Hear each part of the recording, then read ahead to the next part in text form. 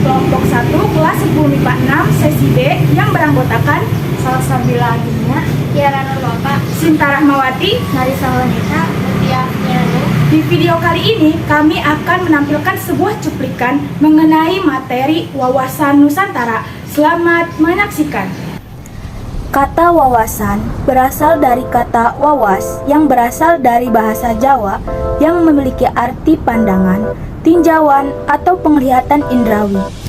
Dan selanjutnya muncul kata mawas yang memiliki arti memandang, meninjau, atau melihat.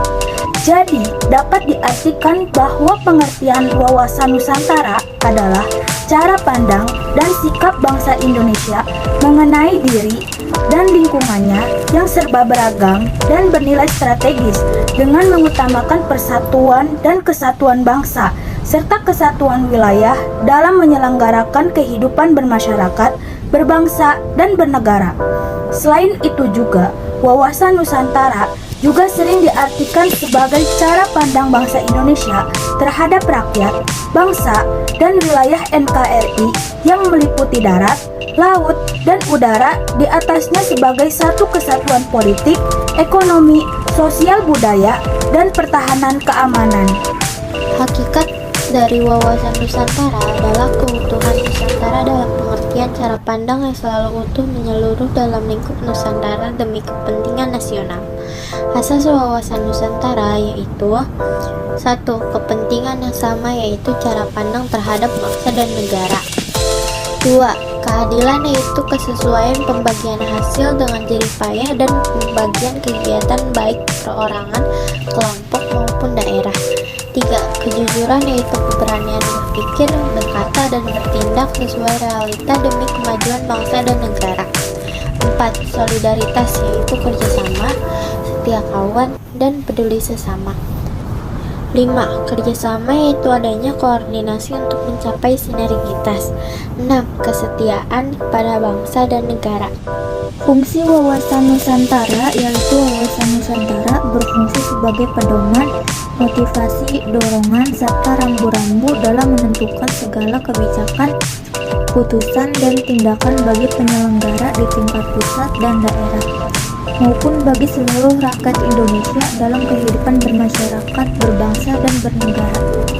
Tujuan wawasan Nusantara yaitu bertujuan untuk mewujudkan nasionalisme yang tinggi di segala aspek kehidupan rakyat Indonesia yang lebih mengutamakan kepentingan nasional daripada kepentingan individu, kelompok, golongan, suku bangsa, atau daerah.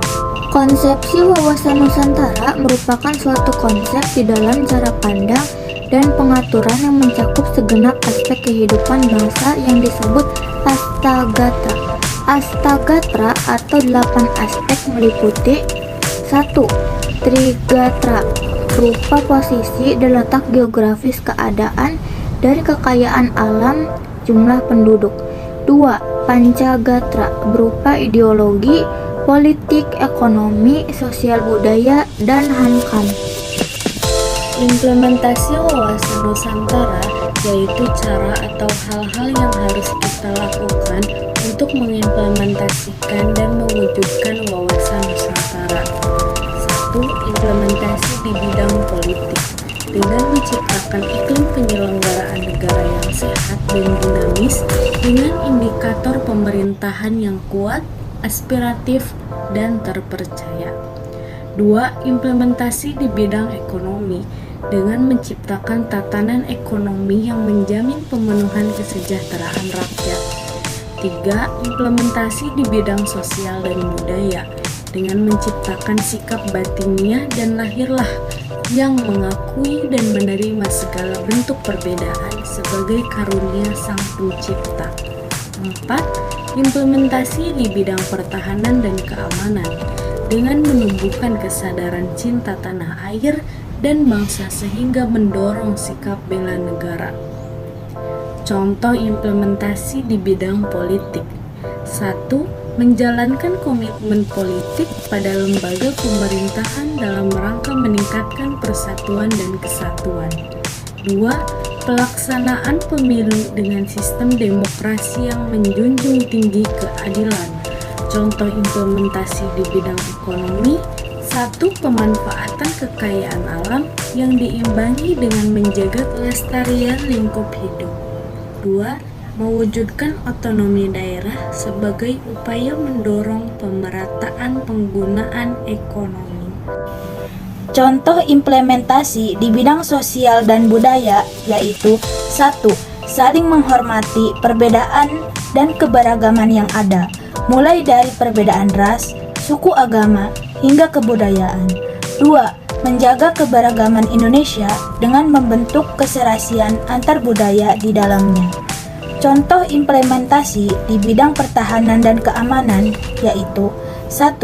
Membentuk kesempatan kepada seluruh warga negara untuk berperan aktif seperti memelihara lingkungan, meningkatkan kemampuan disiplin, dan melaporkan hal-hal yang mengganggu kepada aparat.